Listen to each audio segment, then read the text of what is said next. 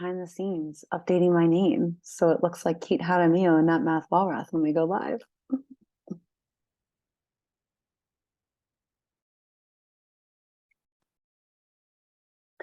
What's up, online nutrition coach community? We are on the final day, the final speaker of the audience building and lead generation speaker series. And guys, I feel like this has been such a good series. I have personally learned so much from our speaker experts.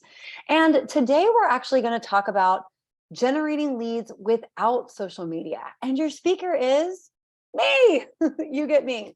And I want to, before I jump into a very small slideshow presentation that I have for you today, I want to give you a little bit of a background of why I'm an expert at in-person events and in-person networking. So I've been at this for a really long time, and I actually used to do this for a living. Like I actually used to sell networking and was kind of a big fish in the big-ish pond in Philadelphia, right? Where I'm from.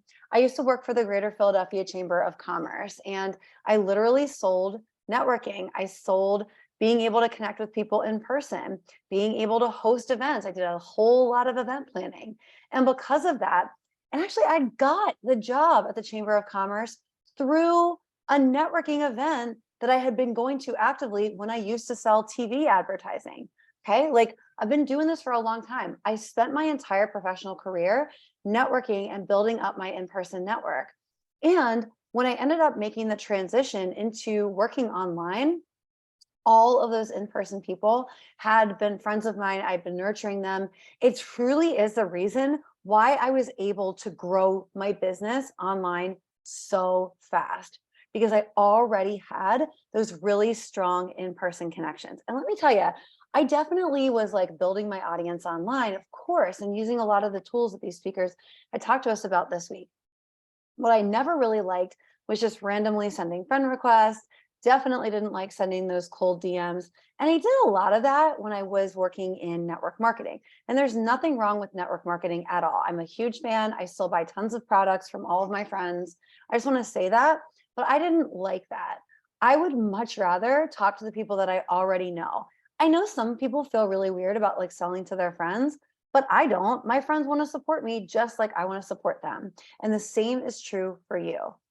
Matt, my colleague Matt, who you guys all know here, we both have he founded Beyond Macros, and we've actually come together to co-found the VIP coach, nutrition coach community.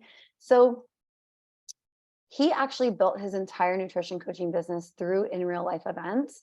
And I'm going to walk you through the 10-step process to doing the exact same thing today.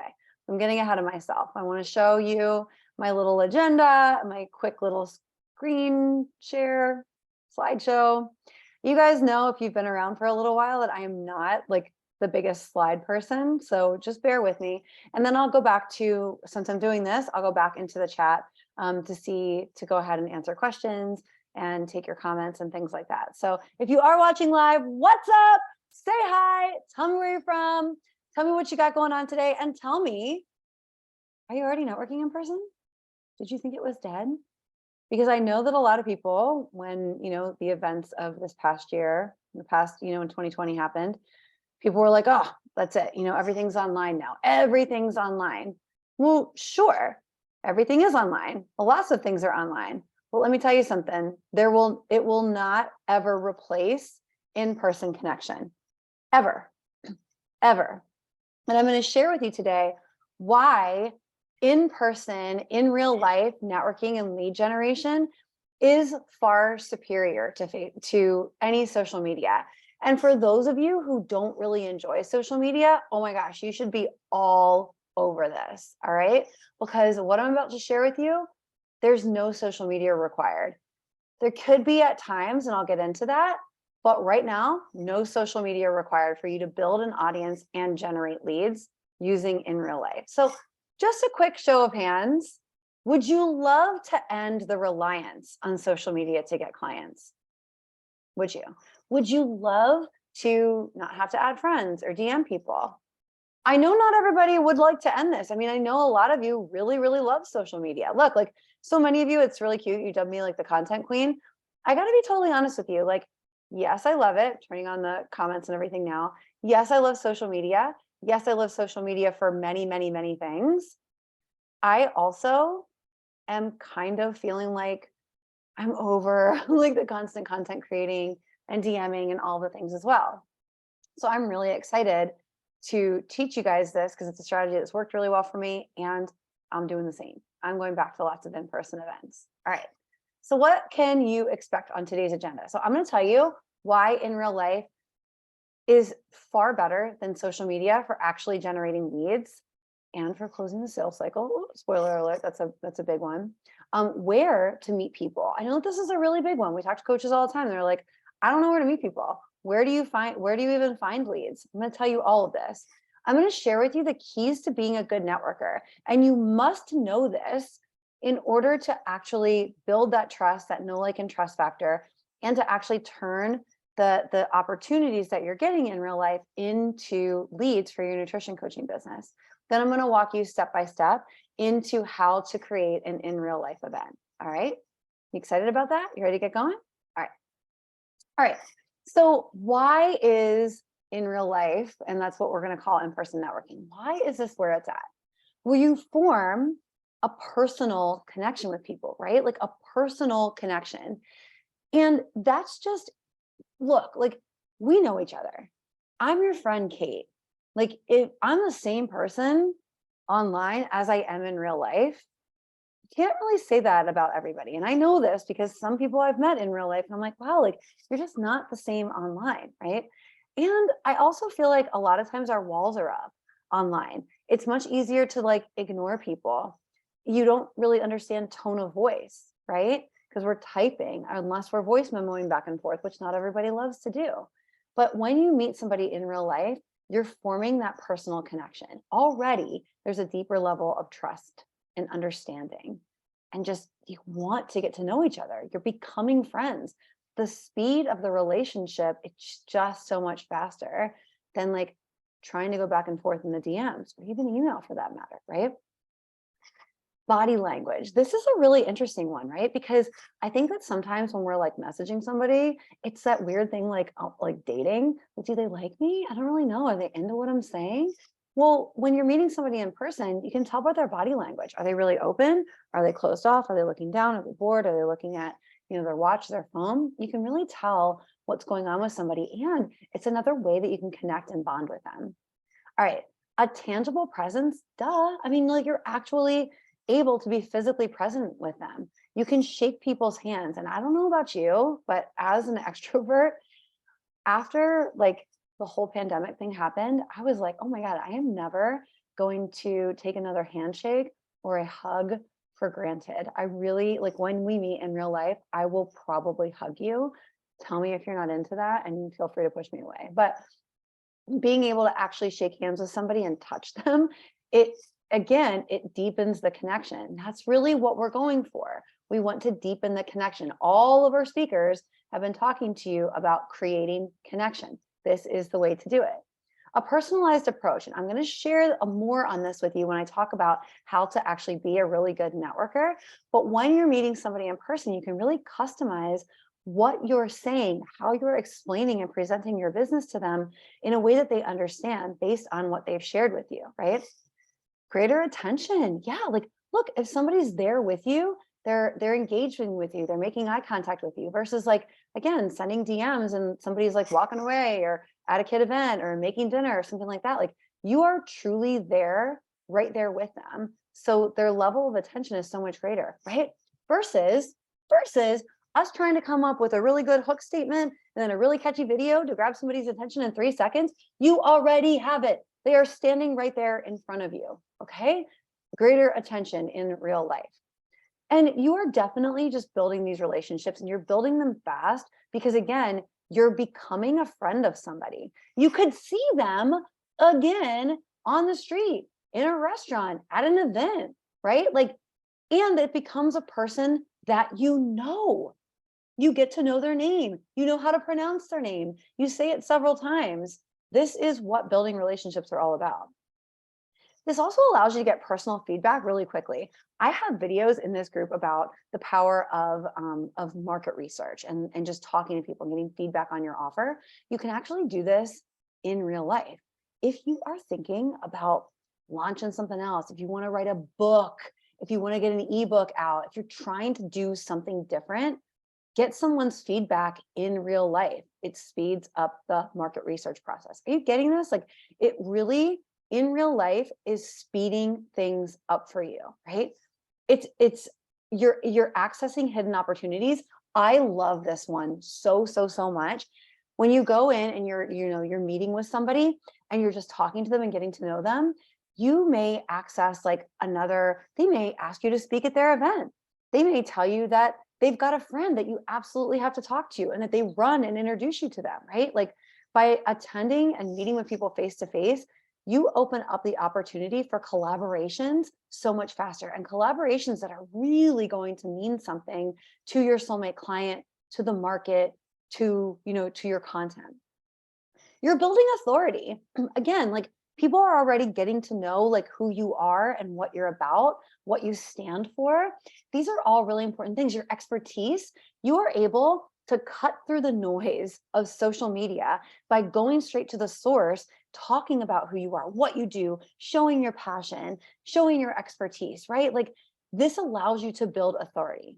And finally, when you meet with people in real life, you gain their trust. Again, you're not just some rando on the internet, right? You're somebody that they actually know. This is everything, okay? Because right now, what you guys have likely been experiencing, what many of us have been experiencing, is that our audience members are very skeptical. They've tried a lot of things.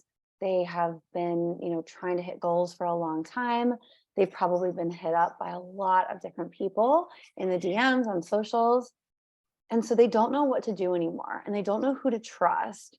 And it's taking a longer time, right, to build that trust with them online.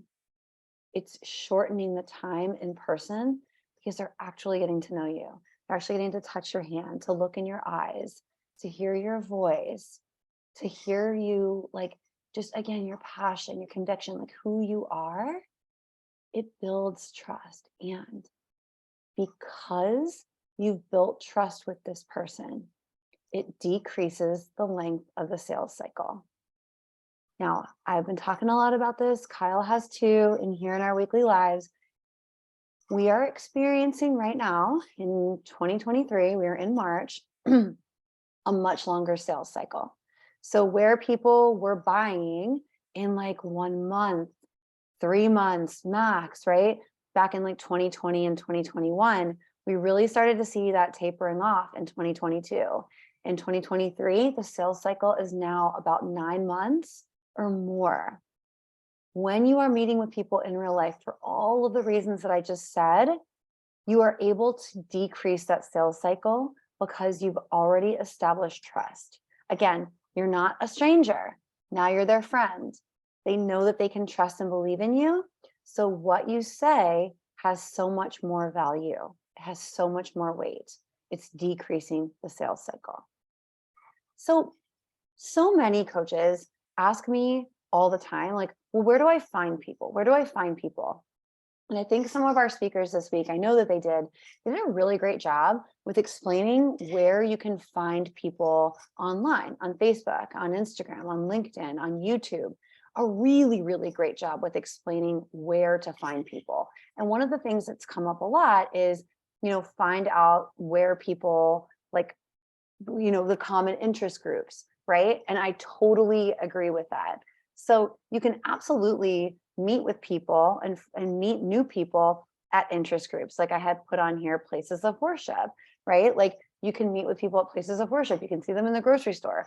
I just saved somebody from buying like pine berries the other day in Aldi that were like $5. She's like, oh, I heard about these. I'm like, don't, they taste like water. By the way, if you are a fan of pine berries and you have like some great recipe and you make them taste like something other than like water, a watered down strawberry, please tell me, drop it in the comments, share that recipe. I would really love to know. But anyways, I saved her from doing that. You can meet people anywhere, right? Like that's kind of the point. But what I want to talk to you about is where to meet potential clients, okay? So they're everywhere. They are abundant.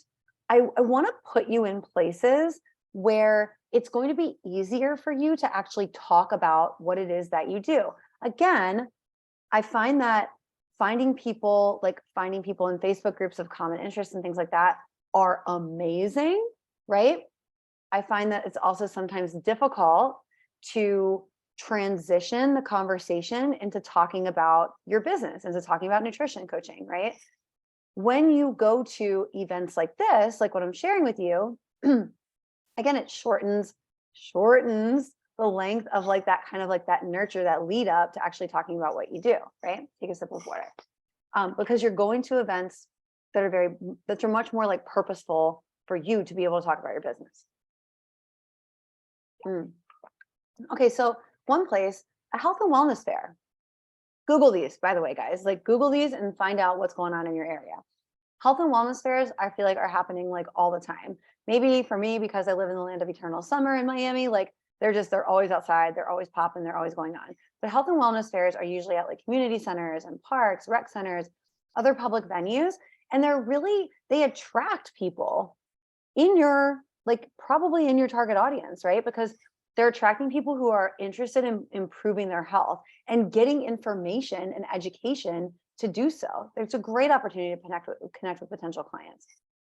Obviously, like local gyms and fitness studios. We've heard from some of our clients that I brought in to talk to them about where they're getting clients right now. And they're getting clients like from their gyms, from their fitness studios.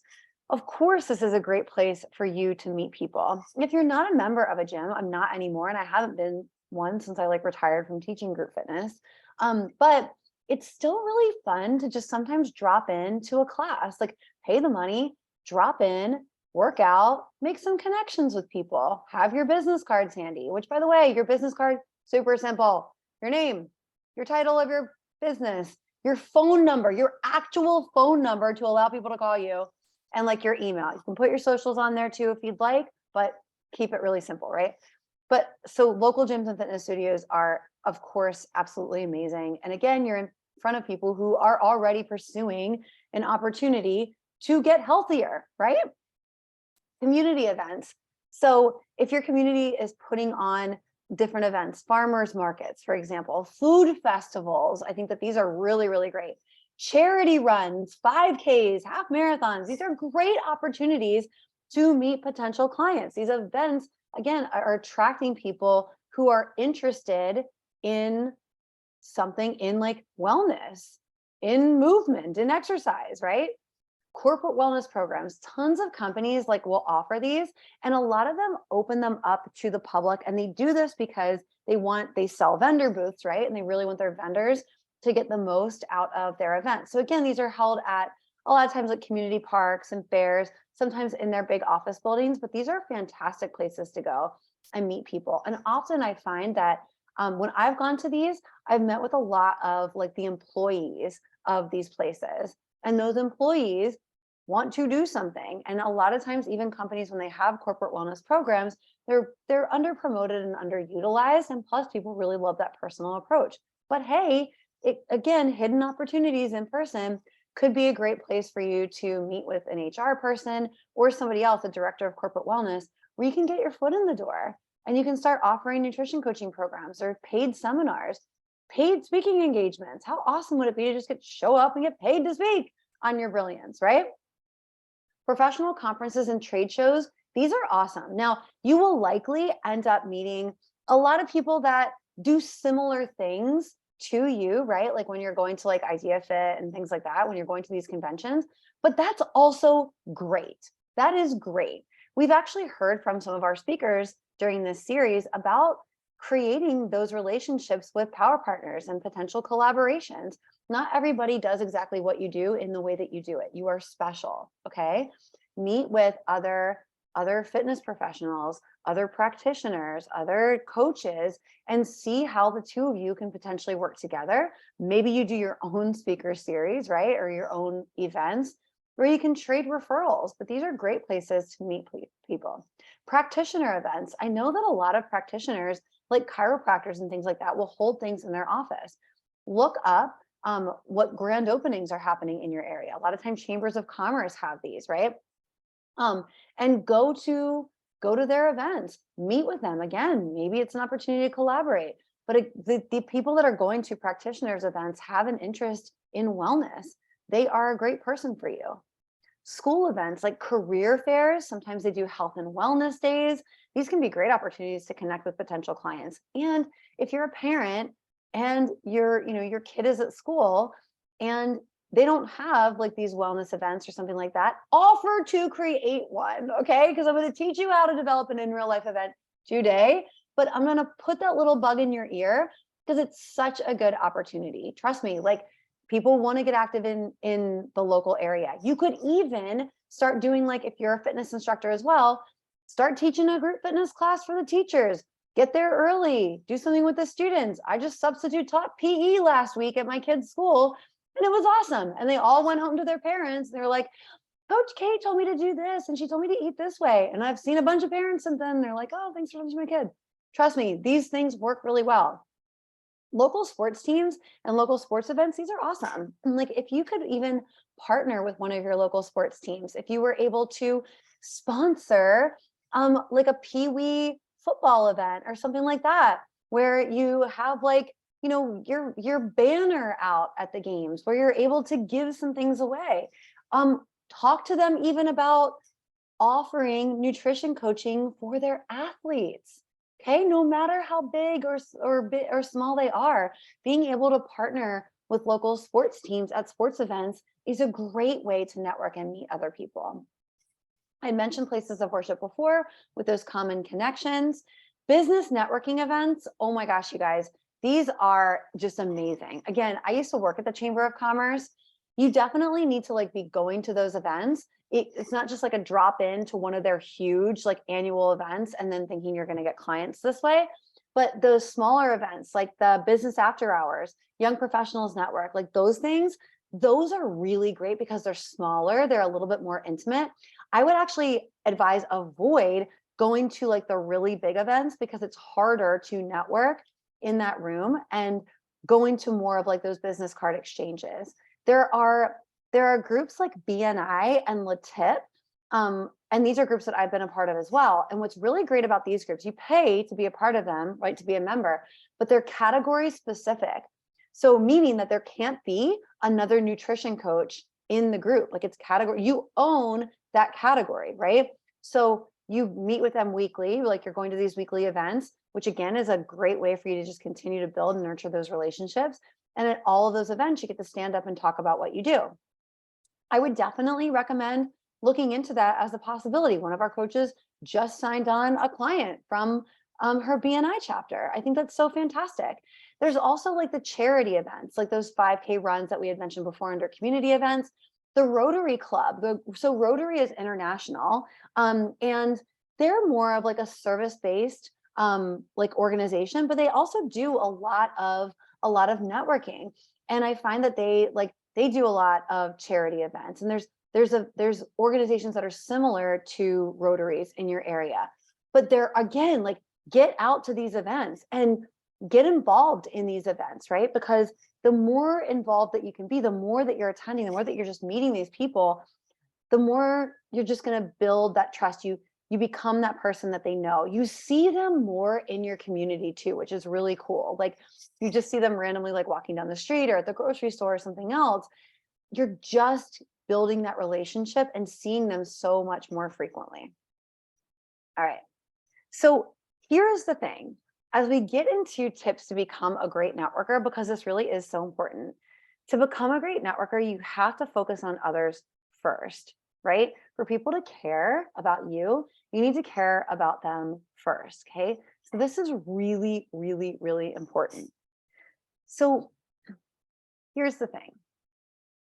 Wherever you're going, whatever event that you choose to attend in real life, from the ones that I just, like that whole huge list I gave you, I want to make sure that you really take time to understand your audience. Okay. Like do maybe like spend like 5 or 10 minutes. That's it. Just doing a little bit of research on the event, where you're going, any sponsors that are going to be there. You want to understand your audience so that you can be intentional about your goals for the audience. Like, are you planning to go because this is a great event for you to generate referrals? Is it a great place for you to generate clients? Are you looking to create more collaboration opportunities?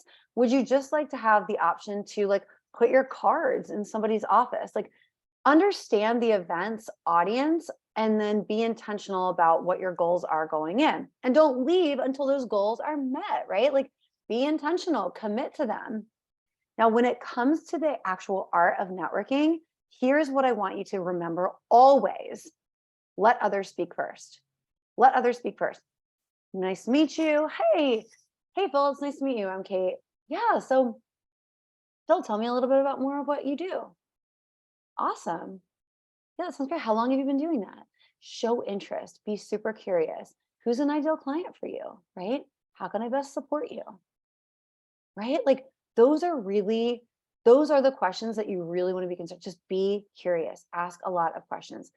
Asking how you can best support them. Scott talked about this in the LinkedIn, that word support and how that triggers, what that triggers in our brain. How can I best support you? Who's a great referral source for you? And then give, right? If you have a referral for them, or if you can make a connection for them, do it. Do it. If you can do it in the moment, that's great, right? Like, send voice notes to somebody in the moment, or, take their card and promise to follow up. Make sure you follow up. Okay. Follow through. Give, though. And as you give, you will always remain top of mind to people. Always. My friends at the chamber used to always like make fun of me because I used to always say, pay it forward, pay it forward, pay it forward. Like, when you're coming to these events, how can you pay it forward? How can you give more? But that was always what worked best for me and for all of the clients and the members that I brought into the Chamber of Commerce, how I connected them, what they gave to each other. Why I was able to be so good at membership retention is because I was making those connections and they continued to make the connections for each other, right? Give. Now, because you're asking them so many questions about them, this allows you to explain what you do in a way that relates to them, in a way that they can understand. Yeah, so Phil, like, you explained to me, oh, so what do I do? Yeah, great. So yeah, okay. So, well, I'm a nutrition coach. And like, the way that I support people is, for example, you were telling me that you're in outside sales, you travel frequently. So, what I do with my clients who are out in outside sales is I make sure that they have great meals and on the go snacks so that they don't end up in the drive through all the time, or hitting up the gas station and just buying all the Slim Jims, protein bars, and Red Bulls, right? So, what we do together is I just help them create a really simple plan for the week, so that we know, what they're going to eat for breakfast. We have a plan for lunch. We keep things that are not going to spoil in the car. And then when we know that fast food is our only option, we're really intentional about it. We know exactly what they're going to order because of that, because we really focus on what's going to be best for their lifestyle and in a way that supports their goals. They reach their goals quickly. They're able to sustain it. And I'm the last nutrition coach they ever have to hire. Boom. Now, if somebody said that to me, I'd be like, yeah, awesome. You get this though? It's so much easier for you to be able to explain what you do in a way that relates to somebody else once you let them speak first. And when you're curious and you ask a lot of questions. And then of course, you're going to follow up with them and you're going to nurture this relationship, right? You're going to follow up with them. You are going to, everybody says this, I know you've heard it, but the fortune truly is in the follow-up here, right? And the best way to follow up with somebody that you met is send them a personal email. Send them a personal message. You guys, I love getting cards in the mail. I've actually got a card that I'm about to send out. If you have a card that you can mail them because their mailing address happens to be on their business card, send it to them. Now, I mentioned to you that there is 0 social media required here, and there really isn't. But another, and I didn't put this on here, but another great way to continue to follow up with somebody or just nurture them from an event is to connect with them online, right? Like, connect with them and then just, hey, like, send that personal message there. Like, and it is a personal message at this point in the DMs. It's not a cold one. Hey, it was so great to meet you. Would love, like, I really enjoyed our conversation about X, like, right? Make it very personal. And I would love to meet you again in person. What have you got going on next week, right? Like, make the next plan.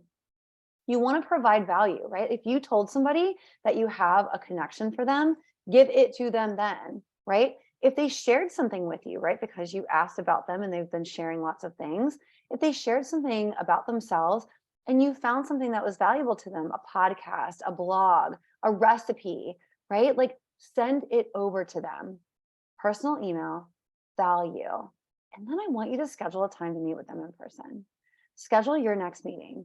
Go out for coffee, meet for breakfast, meet for lunch, but meet up with them. Schedule that next time to meet in person, because remember that in-person way is the way that you're just going to keep building that relationship. And listen to me right now. 90% of the people that you are going to meet online and in real life will never buy from you. They will never be your ideal clients, but 10% might be. And you know what?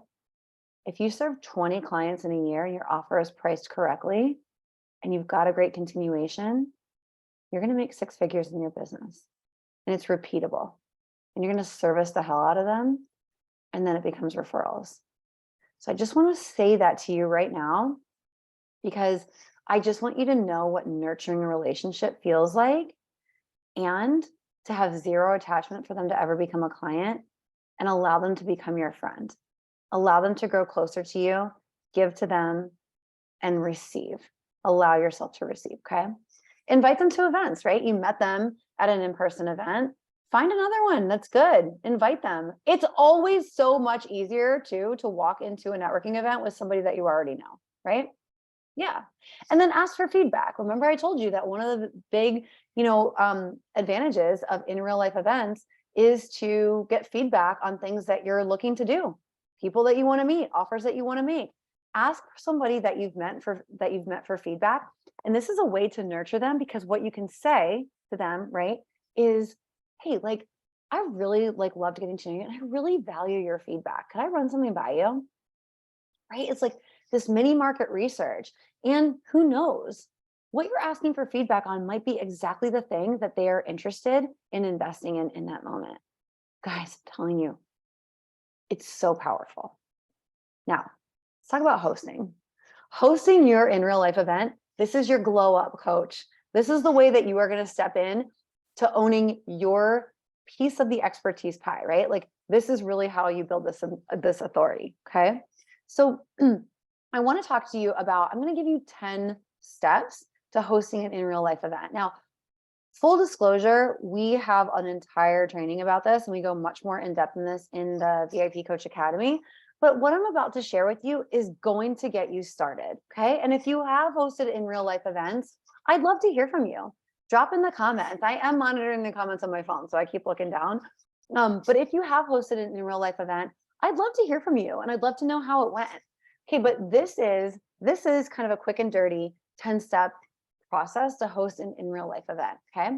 So first of all, you're going to do your research, right? Like, identify a gym, a fitness studio, one that, and I'm going to just talk about this from a level of like a gym, okay? But really this works with, you could host an event at a grocery store, at like a specialty food store, a vitamin store, a supplement store, a practitioner's office, like whatever it is.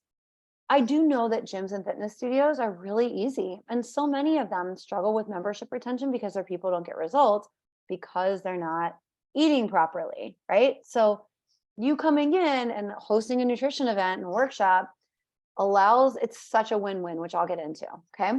So I want you to do some research first, and I want you to make sure that the gyms that you're reaching out to, the fitness studios that you're reaching out to, they really align with the style of coaching that you do, the services that you offer, your personal values, right? Like, if you are really wanting to talk more about mind-body connection, and you're really like, you want to talk to them about like plant-based eating, and like that's really your jam, then oh my gosh, like yoga studios, breathwork places, meditation studios, like, oh, these are great places for you, right? But you may not feel as at home in a CrossFit box. I don't know, maybe you do.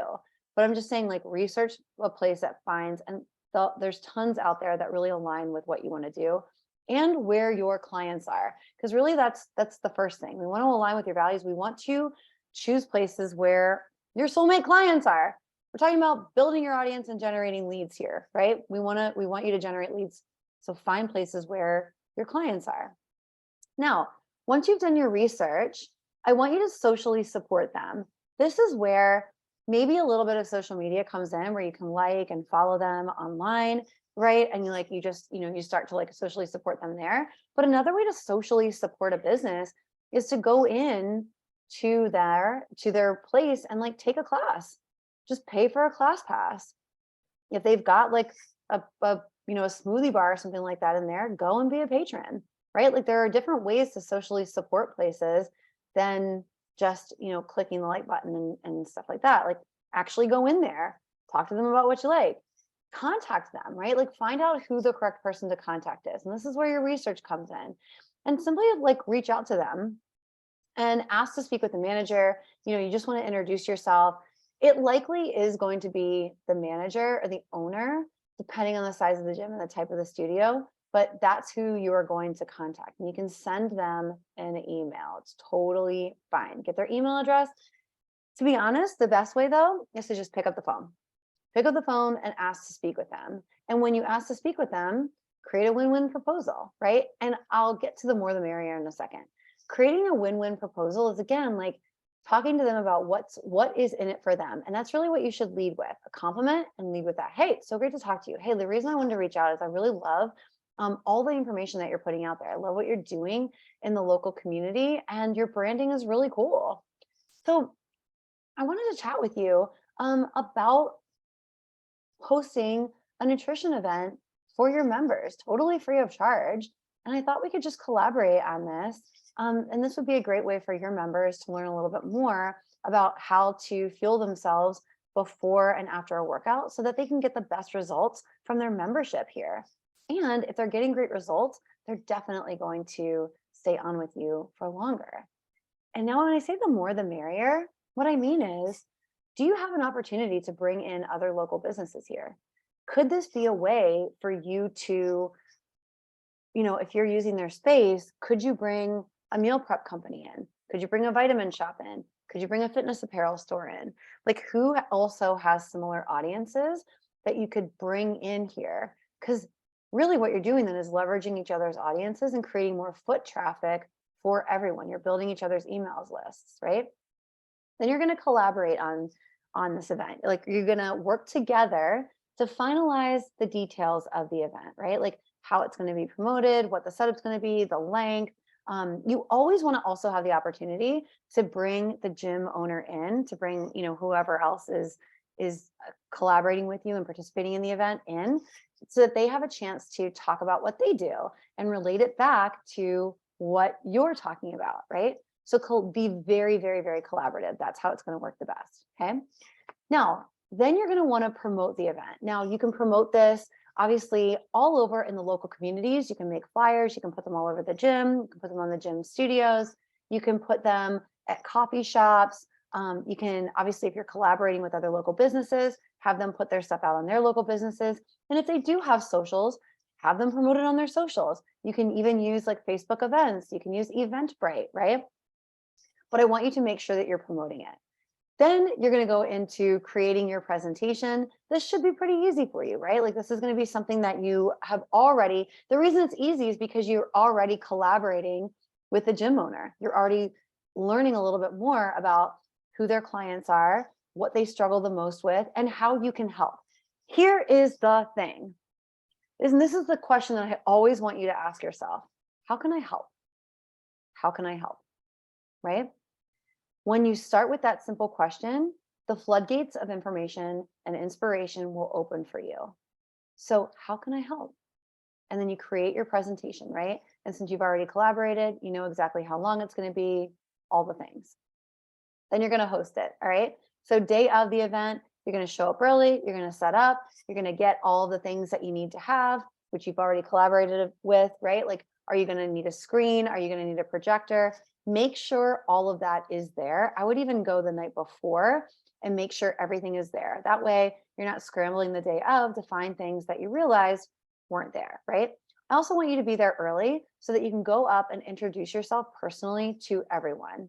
Ideally, we want them to sign up in advance, and we want them to provide their contact information, their email, their phone number, just the best ways to get in touch with them, because this is a way that you're going to build your email list. This is a way that you're going to build your audience, right?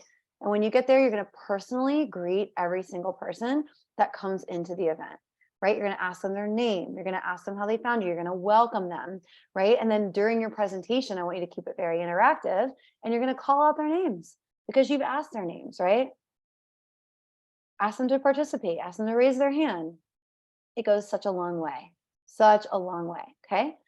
Then of course you're going to follow up with them. So after the event, you're going to send a personal message to each attendee. You're going to thank them for coming. If there were any support resources that you offered, for example, a copy of the slide deck, or a recipe guide, or whatever lead magnet you have, right? Because you don't need to print it out and bring it to the event. You can make it a promise to give to them post-event, right?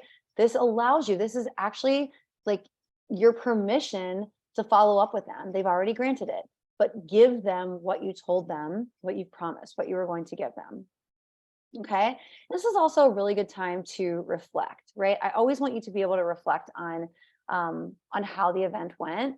So what went well, what didn't really go well, what would you do differently next time? And these are questions that you can ask in follow-up, right? Like, so what was your favorite part of the year? Like, what was your biggest takeaway? Great. Like, is there anything that you feel like you didn't get that you would have loved to learn more about? Awesome. Well, if I were to do this again in the future, what topics would you love me to cover? Right? You literally just crowdsourced all of your next events, and you just secured yourself another space at your gym at this place because you got the invitation to come back and do more, right? People want you back. And of course, you're going to maintain this relationship by nurturing them. You're going to stay in touch with them. You're going to stay in touch with the gym owner, right? You're going to send a thank you. I would recommend sending even a thank you gift. You're going to thank all the other vendors and local businesses that participated, right? You're going to continue to build those relationships through following up with people and through continuously nurturing them. Get them added to your email list. Make sure you're sending them a newsletter. Make sure you're always creating value for them. All right. All right. So who's ready to host an in-person event? Because let me tell you something. I really just wanted to point out that we have coaches that we're working with right now that are killing it in real life. So I talk about Yvette a lot, right? Like you've seen Yvette come up often. She's been here for a long time. And I talk about her a lot because she kills it, right? So she has a really great relationship with CrossFit Lolo. And she has spent a lot of time just building relationships there and building relationships, and to the point where she is now the nutrition coach, right? Like Build Nutrition is CrossFit Lolo Nutrition. CrossFit Lolo Nutrition is Build Nutrition. All of the new clients that come into CrossFit Lolo, every single one of them, right? When they are coming in for their fit test or to just get some general information, every single one of them is approached about nutrition. Every single one of them. Like that's how strong that relationship has become and how beneficial it is to CrossFit Lolo's members and retention, right? Again, she's developed it over time. Almost all of her leads come from there or referrals. We were talking about this recently, and even though she's been on Instagram and her Instagram is great and she's got a beautiful website, no one has ever come to her. She doesn't think she's ever gotten like a single closed lead from Instagram, and Yvette's business is crushing it. And she was actually so busy that she skipped our call together this week for the past like 2 weeks because she's just enrolling clients like crazy right now. Okay. I want you to know that. Brant. So Brant also has some great in-person opportunities. Again, he collaborates with his local gym. He makes it a point to meet with different personal trainers from those gyms, again, in person. So he's really, again, cultivating those relationships all the time. And his intention is to be able to create referral relationships with these personal trainers, right? Like he knows exactly what his intention is going into any of these like networking situations. Lau is the coach that I actually mentioned earlier that has done an amazing job with in-person networking. And she just joined her BNI group, just joined it. I think she's been in there for like 4 weeks now, and she just got a client from it. Amazing, right? Nick, I had him in here just like 2 weeks ago. I was asking him what's going well in his business right now. How is he enrolling clients? He is a fitness instructor and personal trainer. He makes it a point to do what I was telling you guys to do when you're hosting events, going and meeting people and shaking their hands and getting to know their names and following up with them and staying in touch with them. He does that so well that that's how he is generating leads. Most of his leads right now, almost all of them, are coming from in person. Some are coming from Instagram because they're watching him, but so many of his leads are coming from in real life opportunities. So they're killing it on in real life. Are you next? Are you next? Talk to me. Tell me, what questions do you have? What has been your biggest takeaway so far? What are you going to do differently? I'm going to stop my share. So those are all the slides that I have, right? What are you going to do now to create leads and to build an audience in person? I'm monitoring the chat, so I'm hoping that somebody says something. And if not, that's okay too. And if you're watching the replay, it's cool. Tag me in the replay. Tell me what you're going to be doing to now generate leads in person. And I would love to know too, does this feel easier for you? Does this feel like, you could do this? Does it feel easier than even, building leads, building up your audience on social media? I'd love to know. Because truly, I've made the case for it before. In real life opportunities are where it's at. It shortens the sales cycle because it allows you to build those real genuine connections and those deeper relationships so much faster. So I really hope that that's something that big that you've taken away from today. And remember, this replay will be up until Sunday. So I'm going to stop my recording